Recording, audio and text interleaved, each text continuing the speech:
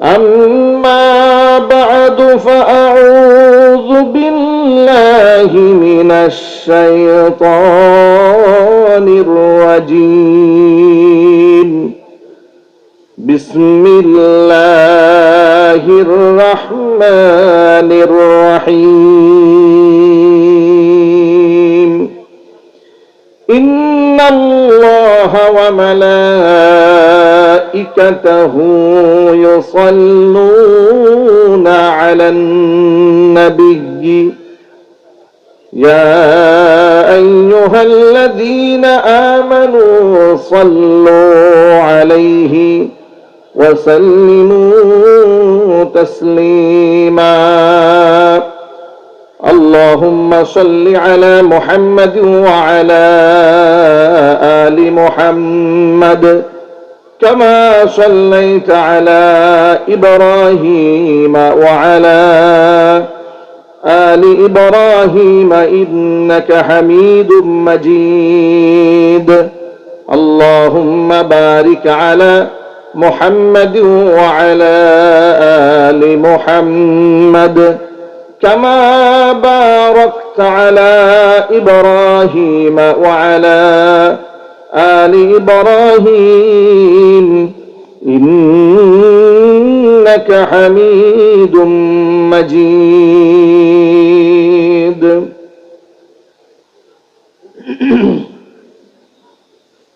ঐতিহ্যবাহী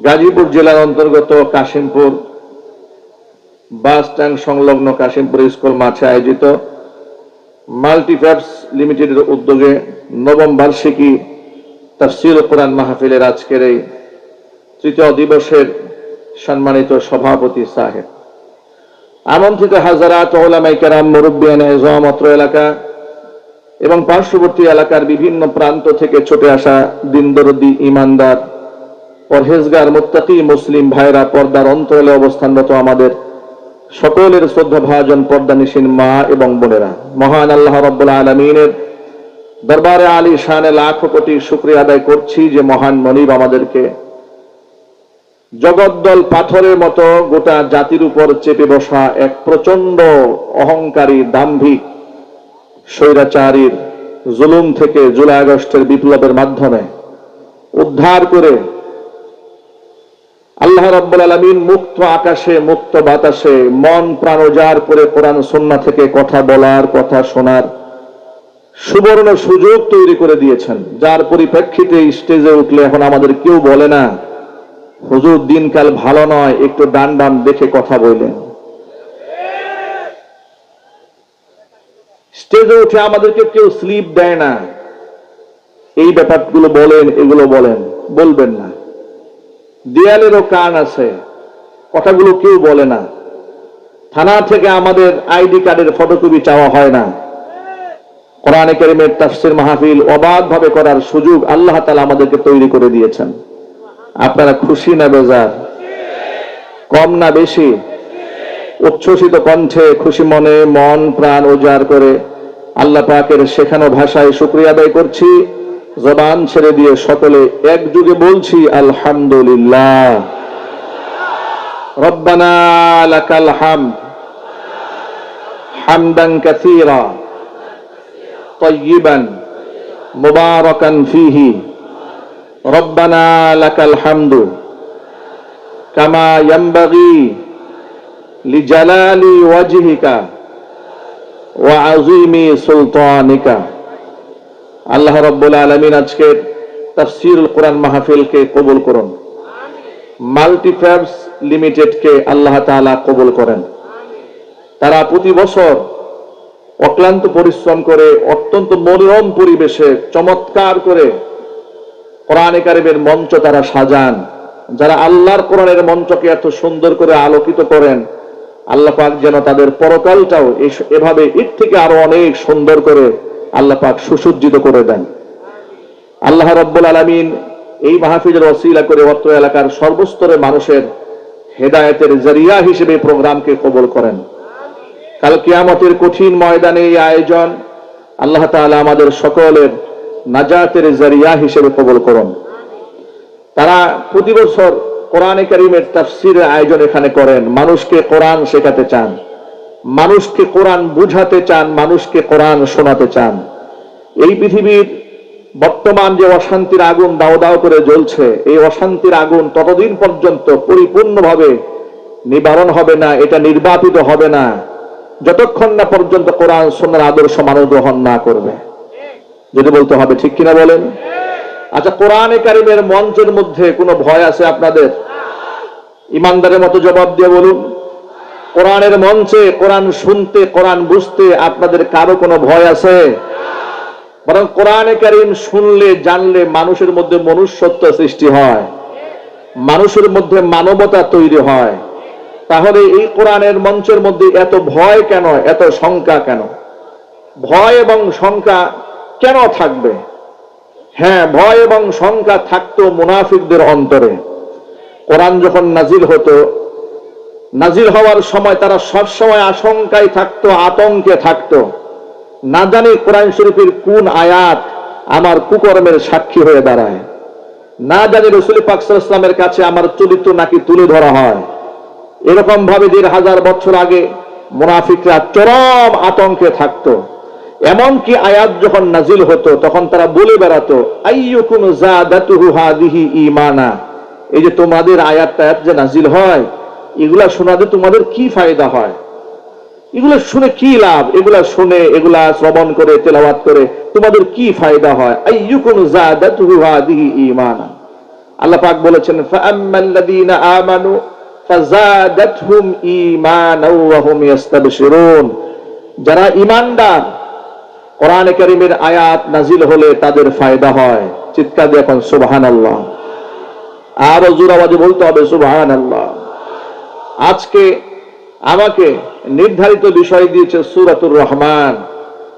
সূরা আর রহমান এটা কোরআন মাজিদের এক চমকপ্রদ সূরা, যে সূরার মধ্যে আল্লাহ তাআলা বারবার নিয়ামতের কথা স্মরণ করিয়ে দিয়ে বান্দাকে জিজ্ঞেস করেছেন, ফাবি আইয়ি আলাই রাব্বিকুমা তুকাযযিবান, তোমরা তোমাদের রবের কোন কোন আয়াতকে তোমরা অস্বীকার করবে। নবী করিম সাল্লাল্লাহু আলাইহি ওয়াসাল্লাম এই সূরাটি সাহাবায়ে কেরামের সামনে তেলাওয়াত করলেন।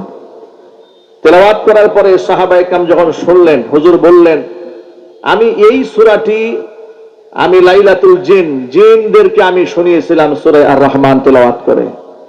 জিনেরা শ্রোতা হিসেবে তোমাদের চেয়ে অনেক শ্রেষ্ঠ ছিল, কারণ যতবার আমি তেলাওয়াতের কোরআন শরীফের এই আয়াতের মধ্যে এসেছি, ফাবি আইয়ি আলাই রাব্বিকুমা তুকাযযিবান, তোমরা আল্লাহর নিয়ামতের কোন কোন নিয়ামতকে তোমরা অস্বীকার করো, ততবার জিনেরা একেবারে সমস্বরে সকলে বলে উঠেছে, জি আল্লাহ, এমন কোন নিয়ামত নাই, এমন কোন নিয়ামত নাই তোমার যে নিয়ামতের সামান্য তোমরা আমরা অস্বীকার করতে পারি, বরং সমস্ত প্রশংসা তোমার। চিল্লাবেন সুবহানাল্লাহ। যতবার আল্লাহ রাসূলের কথা বলেছেন ততবার জিনেরা এই সাক্ষ্য প্রদান করেছে। হাদিস শরীফের মধ্যে এসেছে, নবী করিম সাল্লাল্লাহু আলাইহি সাল্লাম বলেছেন যে প্রতিটা জিনিসের মধ্যে একটি আকর্ষণীয় জায়গা থাকে। কোরআনে কারীমের চমকপ্রদ আকর্ষণের জায়গা হচ্ছে, এর দুলহান বলা যায়, আরুসা বলা হয় কোরআন মাজিদের সূরা আর রহমানকে। আর রহমান দিয়ে আল্লাহ পাক এই সূরার সূচনা করেছেন। আর রহমান আল্লামাল কোরআন, দয়াময়, প্রচন্ড দয়ালু আল্লাহ রাব্বুল আলামিন, যিনি কোরআন শিক্ষা দিয়েছেন। একটুখানি খুব ঠান্ডা মাথায় চিন্তা করবেন, রহমান শব্দের অর্থ দয়ালু, রহিম শব্দের অর্থ দয়ালু। এই কমন কথাটা আমরা সকলেই জানি, যেহেতু সূরা ফাতিহা আলহামদুলিল্লাহ সকলের মুখস্থ আছে। সূরা ফাতিহা মুখস্থ জানি কে কে? হাত দেখি তো ভাই। সূরা ফাতিহা কার কার মুখস্থ আছে? মাশাআল্লাহ। আল্লাহ পাক যেন এর পরিপূর্ণ বারাকা আমাদেরকে দান করেন। রহমান এবং রহিম, আমরা যখন বাংলা তর্জমা পড়ি আমরা কি বলি? আমরা বলি রহমান মানে পরম দয়ালু, রহিম অতীব দয়ালু, করুণাময়, ইত্যাদি ইত্যাদি তর্জমা। বাংলা ভাষায় মনে হয় দুটোর অর্থ একই, আরবিতে এর একটি তাত্ত্বিক পার্থক্য আছে।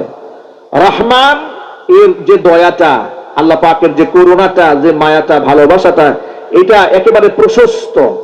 নামাজি, বেনামাজি, আস্তিক, নাস্তিক সকলের জন্য আল্লাহ পাকের যে দয়াটা সমভাবে প্রযোজ্য হয়, সেই দয়াটা হচ্ছে রহমান। এর মানে হচ্ছে আল্লাহ দয়ালু, রহমান লিদ দুনিয়া, দুনিয়ার জন্য আল্লাহ পাক রহমান রহমান, কিন্তু পরকালে আল্লাহ রহমান থাকবেন না, পরকালে আল্লাহ হবেন রহিম। আল্লাহ পাকের রহিম নামের গুণ আল্লাহ পাক সেদিন মানুষের সামনে তুলে ধরবেন, যার দরুন সেই দয়াটা বিশেষ শ্রেণীর মানুষ ছাড়া সকল ভারে সমহারে সবাই সেদিন আল্লাহর দয়া পাবে না। এই পৃথিবীতে আল্লাহ পাক তার রহমান, আল্লাহ পাক তার এই রহমান নামের ইজহার এভাবে করেছেন, ধনী গরিব, রাজা প্রজা, আলেম জালেম, শিক্ষিত অশিক্ষিত, নামাজি বেনামাজি, আস্তিক নাস্তিক, সকলকে আল্লাহ পাক দয়া করেন। কোন ব্যক্তি যদি আল্লাহকে গালমন্দ করে তার রিজিক বন্ধ হয়ে যায় না। যদি আল্লাহ পাককে অশ্লীল ভাষায় কথোপকথন করে তারপরেও তার জবান বন্ধ হয়ে যায় না। কেউ যদি আল্লাহর বিরুদ্ধে খাতা কলমে লেখে কিংবা বই ছাপায় দেয়, তাতেও আল্লাহ রব্বুল আলামিন তার হাতটাকে অবশ করে দেয় না। এই দয়াটা কার? যদি বলেন ভাই দয়াটা কার? উদাহরণস্বরূপ বলি, এদেশের আলেম ওলামাদেরকে যখন স্বৈরাচারীর আমলে জেলখানায় নেওয়া হচ্ছিল, হাতের মধ্যে হাত করা, পায়ের মধ্যে ডান্ডা বেরি পরানো, এই দৃশ্যগুলো দেখে আমি নিজে 2018 সালে যখন মাহফিল মঞ্চ থেকে নামিয়ে হাত করা পরিয়ে আমাকে যখন নেওয়া হয়েছিল আদালত প্রাঙ্গণে, তা আমাদের খুব ঘনিষ্ঠ জনের লোকেরা বলেছিল, আচ্ছা হুজুর, এরা যে আলেমদের সাথে এত বিয়াদবি করে, আল্লাহ কি ওদের হাতগুলা অবশ করে দিতে পারে না? লোকেরা বলতো, এরা যে আলেমদের পায়ে ডান্ডা বেরি পড়ায়, এত বড় নাফরমানি এরা করে, গুস্তাখি এরা করে, আল্লাহ কি এদের পা গুলাকে অবশ করে দিতে পারে না? এই কথার জবাব কি? 1500 বছর আগে নবী করিম সাল্লাল্লাহু আলাইহি ওয়াসাল্লাম ব্যাখ্যা দিয়েছেন, এই দুনিয়াতে আল্লাহ পাকের প্রিয় ভাজন যারা, যাদেরকে আল্লাহ পছন্দ করেন, ওই সমস্ত ব্যক্তিরা দুনিয়াতে যদি পাপও করে, গুনাহ করে, পাপ করার কারণে আল্লাহ পাক ফাআজ্জালা লাহুল উকুবাতা ফিদ দুনিয়া, দুনিয়াতে তাদের শাস্তি আল্লাহ পাক তড়িৎ গতিতে প্রদান করেন। কিন্তু যে সমস্ত ব্যক্তিদের আল্লাহ মহব্বত করেন না, ভালোবাসেন না, ফাআমসাকা আনহুল উকুবা, এই সমস্ত ব্যক্তিদেরকে শাস্তি প্রদান করা থেকে আল্লাহ পাক নিজেকে গুটায় রাখেন, বিরত রাখেন, হাত্তা ইউয়াফিয়াহু বিহি ইয়াউমাল কিয়ামা, যাতে করে কিয়ামতের দিন তাকে পরিপূর্ণ শাস্তি প্রদান করা যায়। কারণ এই পৃথিবীতে একজন বান্দা যখন আল্লাহর জন্য ভালো কাজ করে, ভালো কাজটা এত বেশি পরিমাণ করে, বান্দার নিয়ামত যদি প্রাপ্তিটা দুনিয়াতেই দিয়ে দেওয়া হয় তাহলে বান্দা ঠকে যাবে। এই জন্য আল্লাহ তাআলা বান্দাদেরকে দুনিয়াতে সামান্যতম নিয়ামত দান করেন, বড় নিয়ামত আল্লাহর কাছে, ওয়াল্লাহু ইনদাহু হুসনুল মাআব, উত্তম বাসস্থান আর উত্তম নিয়ামত, চিরস্থায়ী নিয়ামত আল্লাহ পাক নিজের কাছে বান্দার জন্য সংরক্ষণ করে রেখে দেন। ঈমানদার ব্যক্তিরা দুনিয়াতে কষ্ট পান, কিন্তু বেঈমান যারা, তারা অনেক ক্ষেত্রে নিয়ামত প্রাপ্ত হয়, দেখে মনে হয় যে কত সুন্দর লাইফ লিড করছে, জীবন যাপন করছে। একজন আলেমদের সাথে, এই আলেম আমাদের সাথে এই রাষ্ট্রে কি নিদারুণ আচরণ করা হয়েছে, কত নিকৃষ্টতম আচরণ করা হয়েছে, কিন্তু জালেমদের সাথে কি সেই আচরণ করা হয়? একটু জোর আওয়াজে বলেন না ভাই, জালেমদের সাথে কি সেই আচরণ করা হয়? সেদিন দেখলাম জুলাই আগস্টের গণহত্যাকারীদেরকে আদালতে তোলা হচ্ছে, হাতের মধ্যে হ্যান্ডকাপ পর্যন্ত নাই, পায়ের মধ্যে ডান্ডা বেরি নাই। যদি গণহত্যাকারীদের হাতে হ্যান্ডকাপ না থাকে তাহলে হাত পরাবেন কার হাতে? একটু আওয়াজ দিয়ে বলেন না ভাই, নাকি আপনাদের মধ্যে এখনো শঙ্কা আছে? একটু জোর আওয়াজে বলতে হবে, হ্যান্ডকাপ যদি গণহত্যাকারীদের পরানো না হয়, খুনিদের হাতে যদি পরানো না হয়, তাহলে এই হাত করার দরকারটা কি? তাহলে এই হাত করা আইন করে বাংলাদেশে নিষিদ্ধ করে দেওয়া উচিত। কথা জোরে বলতে হবে, ঠিক কিনা জোরে বলেন। আমার প্রিয় ভাইরা, আল্লাহ পাক হচ্ছেন রহমান, এতটা দয়া আল্লাহ পাকের আছে, এই দুনিয়াতে আল্লাহ পাক সকলকেই দয়া করেন। আস্তিককে আল্লাহ বঞ্চিত করেন না, নাস্তিককে আল্লাহ মাহরুম করেন না, নামাজি বিনামাজি সকলের জন্য আল্লাহ পাক রহমান। কিন্তু কিয়ামতের ময়দানে আল্লাহর দয়া সকলের জন্য ব্যাপক হারে বিস্তৃত থাকবে না, বিশেষ বিশেষ মানুষগুলাকে আল্লাহ পাক সেদিন দয়া করবেন। যার দরুন বেঈমান যারা, কাফির যারা, মুশরিক যারা, তারা সেদিন জাহান্নামী হবে। যদি হাসরের ময়দানে আল্লাহ পাক রহমান নামে সিফাতের বহিঃপ্রকাশ ঘটান, তাহলে কোন ব্যক্তিকে আল্লাহ জাহান্নামে দিবেন না। সেদিন হবে আল্লাহ পাক রহিম, বিশেষ বিশেষ বান্দাদের জন্য আল্লাহর দয়া সেদিন বরাদ্দ হয়ে যাবে। চিৎকার দেখুন সুবহানাল্লাহ। আল্লাহ পাকের দয়া কিয়ামতে তারা পাবে। কোরআন মাজিদের সূরা আর রহমানের শুরুতে আল্লাহ বলছেন, আর রহমান আল্লামাল কোরআন, আমি হচ্ছি সেই প্রশস্ত দয়ার মালিক, যে মালিক বান্দাদেরকে আমি কোরআন শিক্ষা দিয়েছি। কোরআন শিক্ষা দিয়ে আল্লাহ তার বান্দাদের উপরে সবচেয়ে বড় দয়াটা করেছেন। আল্লাহু আকবার বলেন। মুফাসসিরিন কেরামরা লিখেছেন যে আল্লামাল কোরআন, আল্লাহ কোরআন শিখিয়েছেন, এই কথা বলার আগে আল্লাহর সিফাতি 99টা নামের মধ্যে আল্লাহ পাক আর রহমান এটা উল্লেখ করেছেন। আল্লাহ চাইলে বলতে পারতেন আল কাহ্হারু আল্লামাল কোরআন, আল জাব্বারু আল্লামাল কোরআন, কিংবা আর রহিমু আল্লামাল কোরআন, আল আজিজু আল্লামাল কোরআন, আল হাকিমু আল্লামাল কোরআন। এমনকি আল্লাহ পাকের শিক্ষক হিসেবে আল্লাহ যে মানুষকে শিখিয়েছেন, সেই হিসেবে এই ইলমের সাথে সামঞ্জস্য রেখে আল আলিমু আল্লামাল কোরআন বলতে পারতেন। কিন্তু আল্লাহ পাক আল আলিম, আর রহিম, আল আজিজ এগুলো বলেন না। আল্লাহ বলেন আর রহমান ও আল্লামাল কোরআন, মানে রহমান আমি আল্লাহ পাক যে প্রশস্ত দয়ার অধিকারী, আমার প্রশস্ত দয়ার মধ্যে সবচেয়ে গুরুত্বপূর্ণ দয়া হচ্ছে, বড় দয়া হচ্ছে মানুষকে আমি কোরআন শিখিয়েছি। কোরআন শেখানোর কারণে কি হয়েছে? অন্ধকারে ডুবে থাকা মানুষগুলো আলোর পথ পেয়েছি। ২,০০০ বছর আগে আল্লাহ নবী বলেছেন, খায়রুল কুরুনি করনি সুম্মাল্লাযীনা ইয়ালুনাহুম সুম্মাল্লাযীনা ইয়ালুনাহুম, পৃথিবীর মধ্যে সর্বশ্রেষ্ঠ যুগ হচ্ছে আমি মুহাম্মদ সাল্লাল্লাহু আলাইহি সাল্লামের যুগ। এমন যুগ কোরআন দিয়ে আল্লাহ নবী তৈরি করতে সক্ষম হয়েছিলেন। মানুষদেরকে তখন পাহারা দেওয়ার জন্য পুলিশের প্রয়োজন হয়নি, বরং প্রত্যেকটা মানুষ আপন আপন জায়গায় নিজেই নিজের পাহারাদার বনে গিয়েছিল। জোরে বলেন সুবহানাল্লাহ। শয়তানের ওয়াসওয়াসায় পড়ে যদি কেউ গুনাহ করেও ফেলেছে, দৌড়ে এসে নবী করিম সাল্লাল্লাহু আলাইহি ওয়াসাল্লামের সামনে স্বীকৃতি প্রদান করে ক্ষমা প্রার্থনা করেছে। উল্লেখযোগ্য হারে বলা যায়, মাইজ ইবনে মালিক আল আসলামি আল আনসারী রাদিয়াল্লাহু তাআলা নবীজির কাছে আসলেন, এসে বললেন, তাহিরনি ইয়া রাসূলুল্লাহ, হে আল্লাহর রাসূল আপনি আমাকে পাক বানান, আমি গুনাহ করে নিজেকে নাপাক বানিয়ে ফেলেছি। আল্লাহর নবী বললেন, ওয়াইহাক ওয়াস্তাগফিরিল্লাহ ওয়া তুব ইলাইহি, বললেন ধমক দিয়ে সহায় দিলেন, বেটা যা, আল্লাহর কাছে তওবা করো, আল্লাহর কাছে তওবা করো, মাগফিরাত প্রার্থনা করো। লোকটা চলে গেল।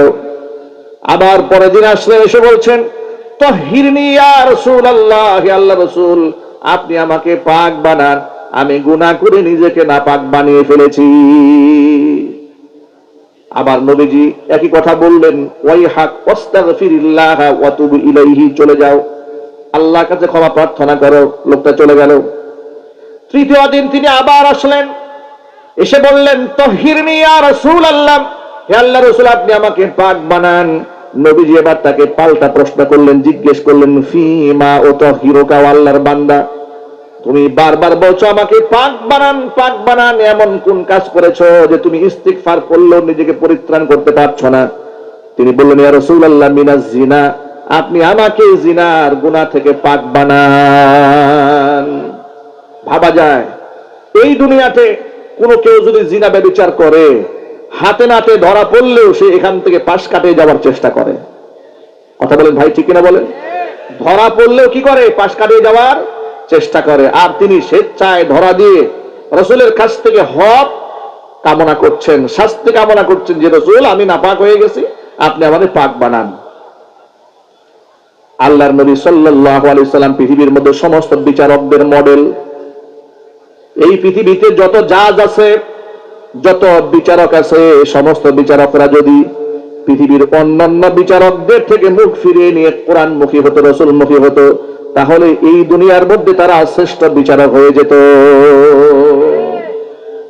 কিন্তু সমাজের মধ্যে দেখা যায় আল্লাহর নবীকে মডেল না বানানোর কারণে এই সমস্ত রাষ্ট্রের বিচারকেরা তারা নিরপরাধী মানুষকে অপরাধী বানায় আর অপরাধী মানুষকে নিরাপদ বানায়া দেয়। ঠিক কিনা জুড়ে বলেন? অপরাধী ব্যক্তিরা নিরাপদ থাকে আর প্রকৃত যারা নিরাপরাধ মানুষ তাদেরকে অপরাধী বানায় দেওয়া হয়, কারণ তারা রাসূল পাক সাল্লাল্লাহু আলাইহি সাল্লামের আদর্শকে ফলো করে না। আমার যুবক ভাইরা, নবী করিম সাল্লাল্লাহু আলাইহি সাল্লামের কাছে বিচার চাওয়া হলো। এবার আল্লাহর নবী বিচার কার্যকর করবেন, তিনি হদ কায়েম করবেন। এবার তিনি জাস্টিফাই করার জন্য সাহাবীদের একটা টিম পাঠাই দিলেন। মাইজ ইবনে মালিক আল আসলামি আল আনসারী, তিনি মানসিক ভারসাম্য কিনা, পাগল কিনা কিংবা মদখোর কিনা এলাকার মানুষের কাছ থেকে তথ্য চাওয়া হলো। এলাকার মানুষরা সাক্ষ্য দিল তিনি মানসিক ভারসাম্যহীন নন, তিনি পাগল নন, তিনি উন্মাদ নন, তিনি সুস্থ মস্তিষ্কের মানুষ। সাহাবায়ে কেরাম স্বীকৃতি নিয়ে আসলেন, সাক্ষ্য নিয়ে আসলেন। এবার রাসূল বললেন, এক কাজ করো, মাইজ ইবনে মালিকের মুখের মধ্যে একটু নাক লাগিয়ে চেক দাও তো, সে আশারিবাল খামরা, সে মদ্যপান করেছে নাকি। একেবারে মুখের মধ্যে নাক লাগিয়ে সাহাবায়ে কেরাম চেক দিলেন যে হ্যাঁ, তিনি মদ পান করেন নাই। এরপর তার উপর হদ কায়েম করা হলো, তাকে কোমর পর্যন্ত মাটির মধ্যে দাবিয়ে দেওয়া হলো। চতুর্পাশ থেকে সাহাবায়ে কেরাম পাথর নিক্ষেপ করে তাকে হত্যা করলেন। হত্যা করার সময় যখন প্রস্তর আঘাত করা হচ্ছে, এমন ওই সময় গা থেকে ফিনকি দিয়ে একটু রক্ত নবী করিম সাল্লাল্লাহু আলাইহি ওয়াসাল্লামের সাহাবী হযরত খালিদ বিন ওয়ালিদ রাদিয়াল্লাহু তাআলা আনহুর গায়ে এসে লেগেছে। তিনি তাকে ভৎসনা দিয়ে বলছে, তোমার মতো নিকৃষ্ট মানুষের রক্ত আমার গায়ে লেগেছে, তুমি ধ্বংস হও। নবীজি সাল্লাল্লাহু আলাইহি ওয়াসাল্লামের কানে আওয়াজটা পৌঁছলো। আল্লাহ নবী বললেন, তাকে তোমরা ভৎসনা করো না, তাকেই তোমরা গালমন্দ করো না। মাইজ ইবনে মালিক আল আসলামি আল আনসারী তওবা আল্লাহর কাছে এমন ভাবে কবুল হয়ে গেছে, যদি তার এই তওবার মোকাবেলায় 70 জন গুনাহগার বান্দাকে দাঁড় করায় দেওয়া হয় যারা এই অপরাধী, আর যদি তার একটা তওবা বিপরীত দাঁড় করায় দেওয়া হয়, আল্লাহ পাক সকলের তওবা কবুল করে নেবেন।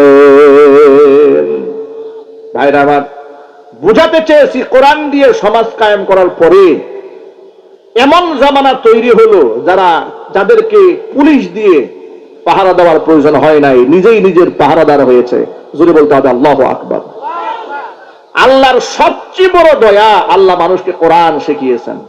কোরআনে কারীম কার বাণী? জোরে বলেন তো ভাই, এটা কার বাণী? আল্লাহ মানুষকে কোরআন শিখিয়ে সবচেয়ে বড় দয়া করেছেন। আল্লাহ পাক নিজে এখানে আল্লামাল কোরআন, আমি মানুষকে কোরআন শিখিয়েছি। কোরআনে কারীমকে যারা শিখে, যারা শেখায়, তাদের মর্তবা আল্লাহ রাব্বুল আলামিন বৃদ্ধি করে দেন। যারা কোরআনে কারীমের ধারক হয়, বাহক হয়, হামিলুল কোরআন হয়, তাদের আকাশচুম্বী মর্যাদা আল্লাহ পাক বাড়ায় দেন। নবী করিম সাল্লাল্লাহু আলাইহি ওয়াসাল্লাম বলেছেন, হাদিসটা বুখারীতে এসেছে, হুজুর বলেন, আল মাহিরু বিল কুরআনি মা সাফারাতিল কিরামিল বাররা, এই পৃথিবীতে যারা দক্ষতার সাথে, যোগ্যতার সাথে কোরআন কারীম তেলাওয়াত করতে জানে, ওই সমস্ত ব্যক্তিদের মর্যাদা নৈকট্য প্রাপ্ত ফেরেশতা তুল্য হয়ে যায়। ওয়াল্লাযী ইয়াকরাউল কুরআন, আর যারা কোরআন কারীমের তেলাওয়াত করে, ওয়ায়াতাতাউ, কোরআন পড়তে কষ্ট হয়, ধাক্কায় ধাক্কায় ঠেলে ঠেলে কোরআন তেলাওয়াত করে, কিন্তু তেলাওয়াত বন্ধ করে না, এবং কি তার জন্য তেলাওয়াত করতে বড় কষ্ট হয়। ওয়া হুয়া শাকুন আলাইহি, কষ্ট হয়, এরপরও বান্দা কোরআন তেলাওয়াত বন্ধ করে না। নবী করিম সাল্লাল্লাহু আলাইহি ওয়াসাল্লাম বলেছেন, লাহু আজরান, আল্লাহ পাক বান্দা বান্দির নাম আমল নামায় ডাবল সওয়াব লিখে দেন। এজন্য কোরআনে কারীম যারা শিখে, যারা শেখায়, তাদের মর্তবা অনেক বেশি। রাসূল পাক সাল্লাল্লাহু আলাইহি ওয়াসাল্লাম বলেছেন, খায়রুকুম মান তাআল্লামাল কুরআনা ওয়া আল্লামা, তোমাদের মধ্যে সর্বশ্রেষ্ঠ সেই ব্যক্তি যে ব্যক্তি নিজে কোরআন শেখে, অপরকে কোরআনে কারীম শিক্ষা দেয়। এই যে আল্লাহ পাক মানুষকে কোরআন শিখিয়ে দয়া করলেন, এই পৃথিবীতে যারা কোরআনের শিক্ষক ছিলেন, পৃথিবীর প্রথম সারির মুআল্লিম যারা ছিলেন, তাদের মর্তবা, তাদের মর্যাদা আল্লাহ পাক এতটা উপরে উঠিয়ে দিয়েছেন। বিখ্যাত সাহাবী উবাই ইবনে কাব রাদিয়াল্লাহু তাআলা আনহু, যিনি কাতিবে ওহী ছিলেন, কোরআনে কারীমের আয়াত যখন নাজিল হতো তিনি সেটা নিজ হাতে লিখে সংরক্ষণ করতেন। নাম হচ্ছে উবাই ইবনে কাব রাদিয়াল্লাহু তাআলা আনহু।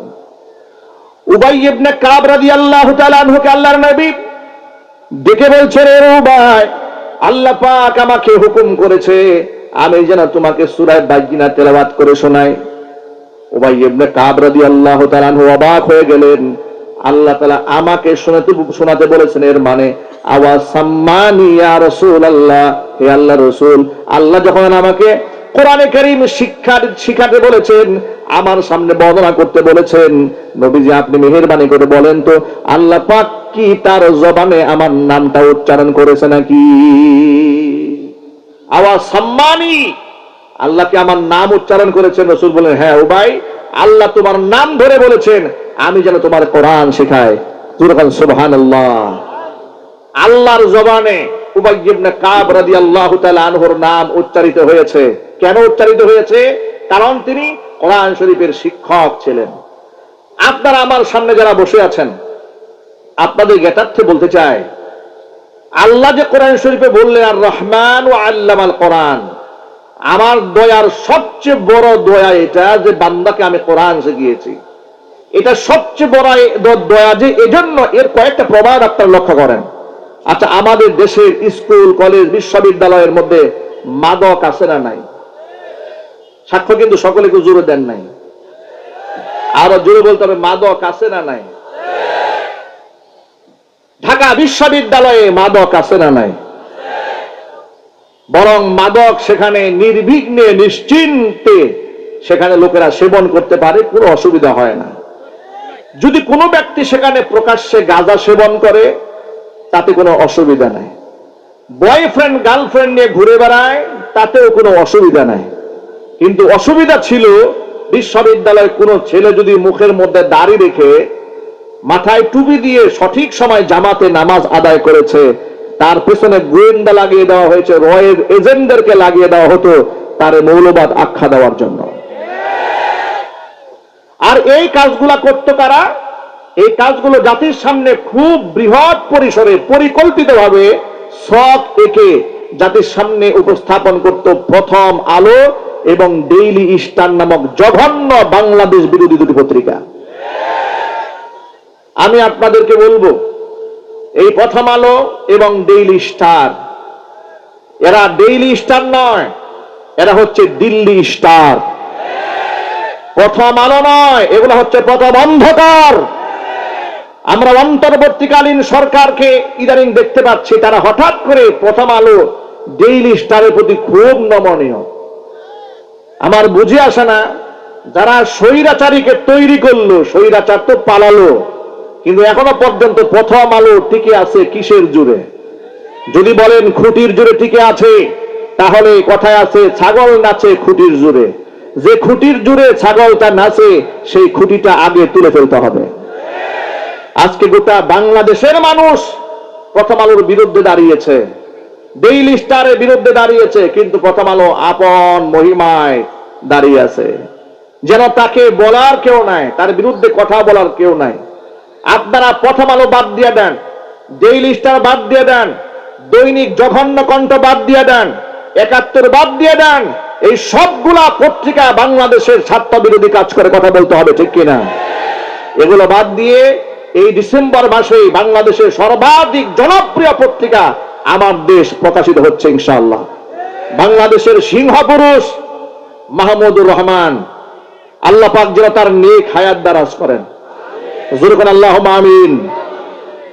আপনাদের কাছে তিনি একজন সাংবাদিক কিংবা সাহিত্যিক এতটুকুন পরিচয় থাকতে পারে, আমার কাছে তার পরিচয়টা ভিন্ন। 2013 সালে শাপলা চত্বর তৈরি হয়েছিল। 2013 সালে গোটা বাংলাদেশের মানুষ একজন আলেমের নেতৃত্বে এক হয়েছিল। গোটা জাতিকে ঐক্যবদ্ধ করার পেছনে সবচেয়ে বড় ভূমিকা যে পত্রিকাটি পালন করেছিল, সেই পত্রিকার নাম হচ্ছে আমার দেশ পত্রিকা। আজকে সেই আমার দেশ পত্রিকা এই ডিসেম্বর মাসে আবার নতুন করে বাংলাদেশে সাপ্লাই হতে যাচ্ছে। আমার দেশ পত্রিকার সাথে দেশের মুসলমানেরা ছিল, দেশপ্রেমিকরা ছিল, ভারতের আগ্রাসন বিরোধী এই পত্রিকার পক্ষে গোটা জাতিকে থাকতে হবে। আপনারা কি প্রস্তুত আছেন ইনশাআল্লাহ? কারা কারা আছেন হাত দেখতে চায়। আমার দেশ পত্রিকাকে গ্রহণ করবেন, ডেইলি স্টার এবং প্রথম আলোকে নিষিদ্ধ করে দেবেন। বলেন না ইনশাল্লাহ? হকারদেরকে বলে দেবেন তারা যেন আমার দেশ পত্রিকা বিতরণ করে, প্রথম আলো, ডেইলি স্টার এই ধরনের পত্রিকাগুলো এলাকার মধ্যে যেন না নিয়ে আসে। তাদেরকে বলবেন আপনারা সাপোর্ট দিবেন তো ইনশাআল্লাহ? বলেন না ইনশাআল্লাহ? কেন দিবেন শোনেন।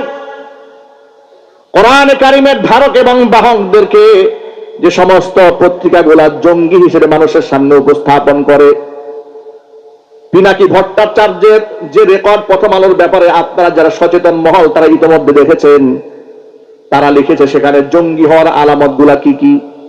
যদি একটা ছেলে নামাজ পড়ে ঠিক মতো, ইউনিভার্সিটিতে সঠিক সময় যায়, খুব ভালো রেজাল্ট করে, বাপমার পকেট থেকে টাকা চুরি না করে, গান বাজনা না শুনে, তাহলে এটা হচ্ছে জঙ্গি হওয়ার প্রথম আলামত। জোরে কন্যা নাউজুবিল্লাহ।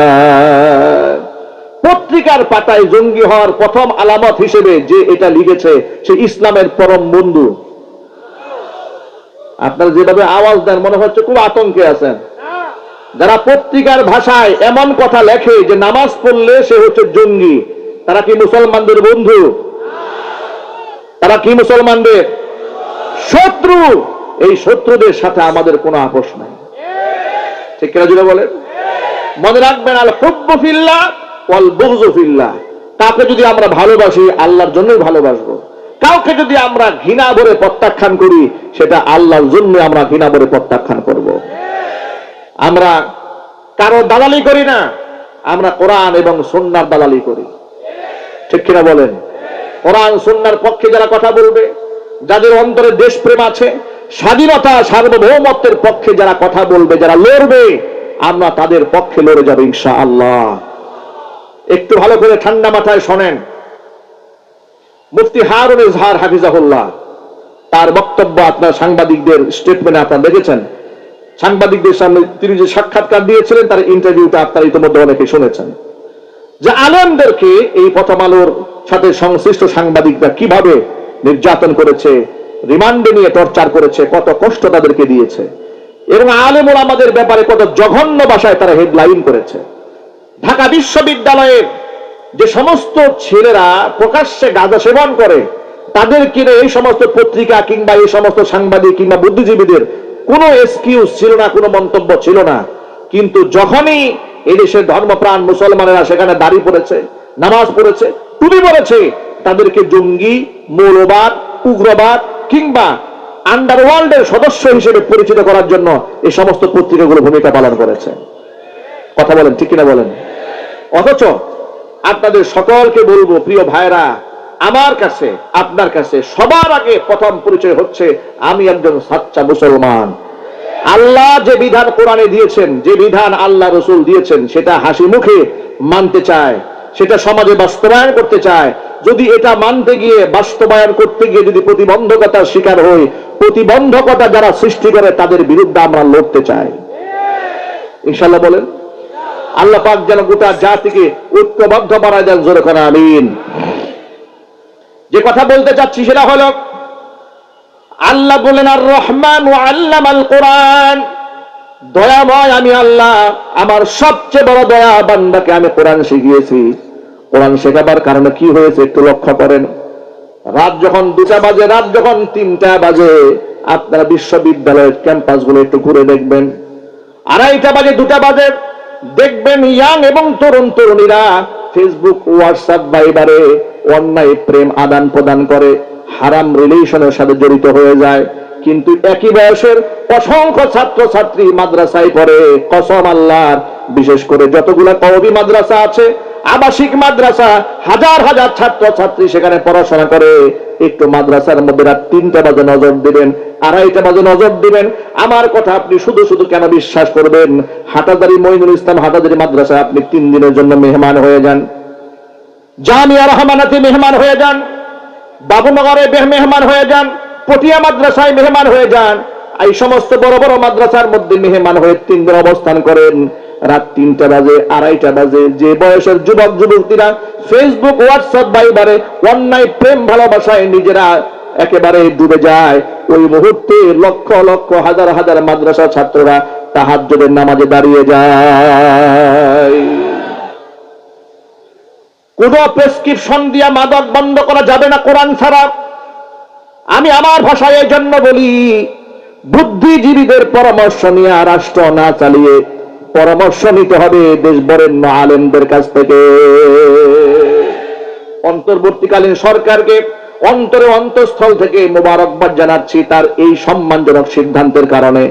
গোটা রাষ্ট্র স্বাধীনতা সার্বভৌমত্ব যখন হুমকির মুখে পড়েছে, আমাদের পার্শ্ববর্তী দেশের আগ্রাসন যখন দেশের মধ্যে বাঘের মতো থাবা দিতে চেয়েছে, গোটা রাষ্ট্রের মূল্যবান সম্পদ এদেশের হযরত উলামায়ে কেরামের সাথে ডক্টর মোহাম্মদ ইউনূস একান্তে পরামর্শ নিয়েছেন। ঠিক কিনা বলেন? দেশ ৭১ স্বাধীন হওয়ার পর থেকে এই ২০২৪ পর্যন্ত আলেম ওলামাদেরকে সম্মান দিয়ে, আলেমদেরকে সামনে বসিয়ে দেশের কোন প্রধানমন্ত্রী, প্রধান উপদেষ্টা এভাবে তাদের কথাগুলো কাছ থেকে শুনেছেন, মতামত নিয়েছেন, এমন কোন ঘটনা কি বিগত জীবনে ঘটেছে? একটু জোরে বলেন। তাহলে তার এই ভালো কাজটাকে মোবারকবাদ দেওয়ার কি দরকার আছে না নাই? তারা আলেমদের কথা শুনেছেন, তারা সব ধর্মের মানুষের কথা তারা শুনেছেন, রাজনীতিবিদদেরকে মূল্যায়ন করেছেন, বিভিন্ন রাজনৈতিক দলের নেতা এবং মুখপাত্রদের বক্তব্য তিনি শুনেছেন। আমি বলবো ডক্টর মোহাম্মদ ইউনূসকে, আপনি যেমন আলেমদেরকে কাছে টেনেছেন, আপনাকেও মোবারকবাদ জানাচ্ছি। সাথে সাথে আপনি অবলীলায় তাফসীর মাহফিলগুলো উইদাউট পারমিশন, থানা থেকে কোনো প্রকারের পারমিশন ছাড়া আপনি করার যে সুযোগ তৈরি করে দিয়েছেন, আপনাকে অন্তরস্থল থেকে মোবারকবাদ জানাচ্ছি। সাথে সাথে আপনার এই কাজকে আরো একটু পূর্ণতায় নেওয়ার জন্য বলছি, এই দেশের বুদ্ধিজীবীদের তালিকায় প্রথম সারিতে দেশের বিজ্ঞ, মুহাক্কিক, মুদাক্কিক, দক্ষ আলেমদের নাম উঠায় দেন। দরকার আছে না নাই? আরো জোরে বলেন, আছে না নাই? ফায়দা কি হবে শোনেন। দেশের বড় বড় মাদ্রাসাগুলো হাজার হাজার, ২,০০০, ৫,০০০, ১০,০০০ ছাত্র যেখানে আবাসিক থাকে, ওই সমস্ত মাদ্রাসার ভিতরে আপনি যদি একেবারে চিরুনি অভিযানও চালান, মাদ্রাসার কোনো ছাত্র, কোনো শিক্ষক একজনকেও মাদকের সাথে জড়িত পাবেন? আওয়াজ আমি সকলের কাছ থেকে শুনতে চাই। যদি মিথ্যা হয় আপনি দাঁড়িয়ে বলবেন, তাহলে আমি আপনার সাথে ইনশাআল্লাহ এই ব্যাপারে যৌক্তিকভাবে আপনি দাবির মোকাবেলা করতে পারেন। আপনি হৃদয়ের গভীর থেকে শ্রদ্ধা নিবেদন করে সত্যকে হাসি মুখে স্বীকার করে বলুন, মাদ্রাসার কোন একটা ছাত্রের হাতে আপনি সিগারেট পাবেন, গাঁজা পাবেন? যেখানে সিগারেট তো আপনার গাঁজা, আফিম, হেরোইন তো দূরের কথা, সামান্য সিগারেট পর্যন্ত যারা স্পর্শ করে না। আমার প্রশ্ন হচ্ছে, গোটা সমাজ ব্যবস্থার মধ্যে এত মাদক, এত সন্ত্রাসী, এত গুন্ডা, এমন নোংরা সমাজের ভেতরে থেকেও একটি প্রতিষ্ঠানের মধ্যে তার প্রধান প্রিন্সিপাল মুহতামিম সাহেব এতগুলো ছাত্রকে মাদক মুক্ত রাখলেন কি করে? এটা হলো প্রশ্ন। ঠিক কিনা বলেন? আমাদের দেশে মাদকের ব্যাপারে একটা আইন আছে।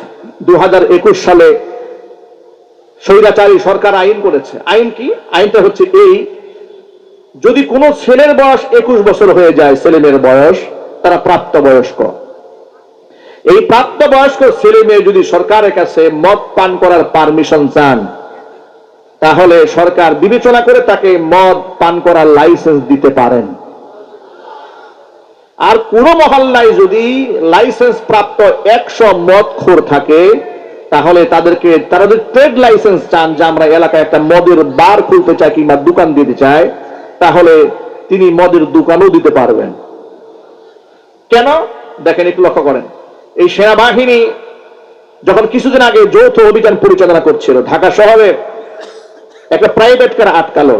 আটকাবার পরে দেখে প্রাইভেট কারের মধ্যে অনেক মদের বোতল আছে, একটা মহিলা মদ্যপান করছে। সেনাবাহিনীর অফিসার যখন তাকে ধমক দিয়েছে, আপনি মাদক নিয়ে যাচ্ছেন কোথায়, মহিলা সাংবাদিকদের সামনে কি বলেছিল? বলেছিল, আমার তো লাইসেন্স আছে। খুব ভালো করে শোনেন, ওই যে আপনাদেরকে বললাম ২১ বছর বয়সে লাইসেন্স দেওয়া যায়। সে সেনাবাহিনী অফিসারকে জোর গলায় বলছে, আপনারা আমাকে হ্যারাসমেন্ট করছেন কেন? আমি মদ খাচ্ছি, আমার পকেটের টাকায় খাচ্ছি, আমার হাতে লাইসেন্স আছে। চিন্তা করেছেন? চুরি তো চুরি, সিনাও চুরি। মদ আল্লাহ করলেন হারাম, বান্দা লাইসেন্স দেয় কি করে? আপনাদের আওয়াজ নাই। মদ কি হুজুররা হারাম করেছে? মদ কি হারাম করেছেন? তাহলে মানুষ লাইসেন্স দিল কি করে? এই আইন কি করে তৈরি হলো? এই আইন কারা তৈরি করলো? আমি আপনাদেরকে বলি, ওদের জিজ্ঞেস করলে ওরা বলে যে মাদক তো নিষিদ্ধ করা যাবে না, অমুসলিমরাও দেশে থাকে, মাদক নিয়ন্ত্রণ আইন করা উচিত। এই জন্য ওরা নিয়ন্ত্রণ আইন করেছে। নিয়ন্ত্রণ মানে কি? নিয়ন্ত্রণ মানে হচ্ছে মদ যদি কেউ হোটেল সালাদিয়াতে খায় তাহলে হারাম, কিন্তু মদ যদি কেউ 5 স্টারে খায় তাহলে এটা মুস্তাহাব। কথা বলেন, ঠিক কিনা বলেন? ওপেনে আপনি দেখবেন 5 স্টার হোটেলগুলোতে যাবেন, বারে যাবেন, সুন্দর আপনাকে পরিবেশন করছে মদ, একেবারে গ্লাসে গ্লাসে টুকা দিয়া মদ্য সেবন করছে, হুইস্কি পান করছে, কি মজা! মানে ওখানে এগুলো সব হালাল, আর গরিবরা খাইলেই এটা হারাম। এই ভণ্ডামি বাদ দিতে হবে। 1500 বছর আগে কোরআনে কারীমের আয়াত নাযিল করে আল্লাহ বলেছেন, ইয়া আইয়ুহাল্লাযীনা আমানু ইন্নামাল খামরু ওয়াল মাইসিরু ওয়াল আনসাবু ওয়াল আজলামু রিজসুম মিন আমালিশ শাইতান ফাজতানিবুহু লাআল্লাকুম তুফলিহুন। হে ঈমানদারগণ, 4টি জিনিস হচ্ছে শয়তানের নাপাক কর্মকাণ্ড পরিহার করতে হবে। 1 নাম্বার হচ্ছে ইন্নামাল খামরু, 1 নাম্বার হচ্ছে মদ, 2 নাম্বার হচ্ছে জুয়া, 3 নাম্বার হচ্ছে মূর্তি, 4 নাম্বার হচ্ছে ভাগ্য নির্ধারণকারী তীর। এইগুলা হচ্ছে শয়তানের নাপাক কর্মকাণ্ড, ফাজতানিবুহু, পরিহার করতে হবে।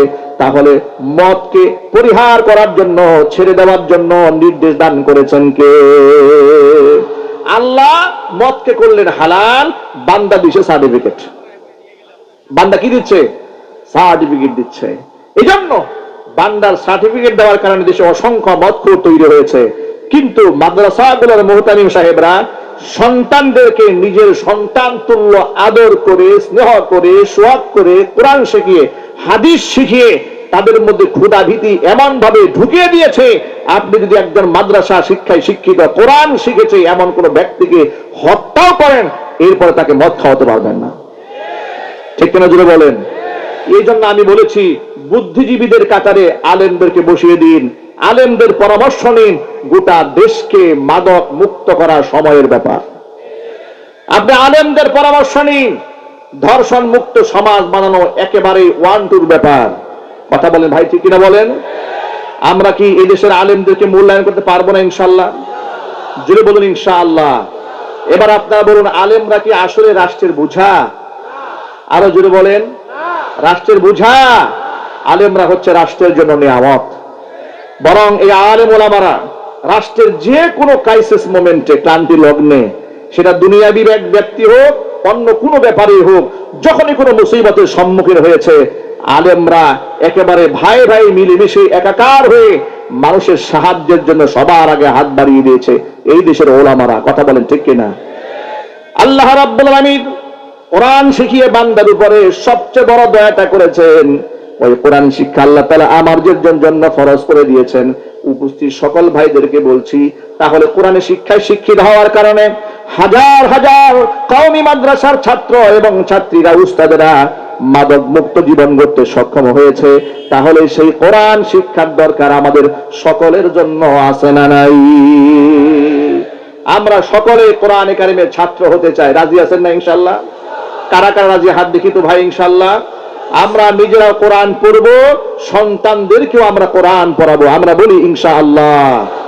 কোরআন নিয়ে বাঁচতে চাই, কোরআন নিয়ে মরতে চাই, কোরআন বক্ষে ধারণ করে কোরআনের ভালোবাসা নিয়ে হাসরের ময়দানে দাঁড়াতে চাই।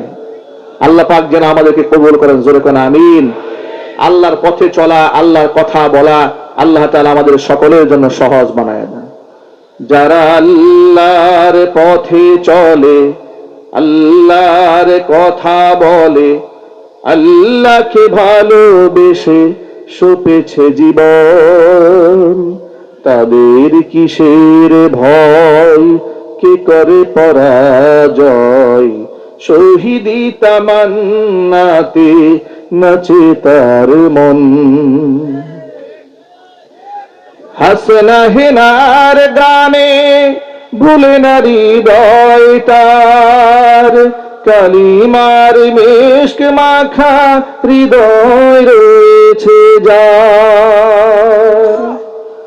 হাসনা হেনার গানে ভুলে না হৃদয় তার, কালিমার মিশক মাখা হৃদয় রয়েছে রয়েছে যার, সব পিছু টান ভুলে জিহাদের পথে চলে। ঠিক কিনা বলেন?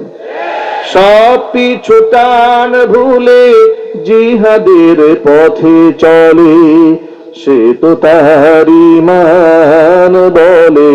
যারা আল্লাহর পথে চলে, আল্লাহর কথা বলে, আল্লাহকে ভালোবেসে সপেছে জীবন, তাদের কিসের ভয়, কে করে পরাজয়।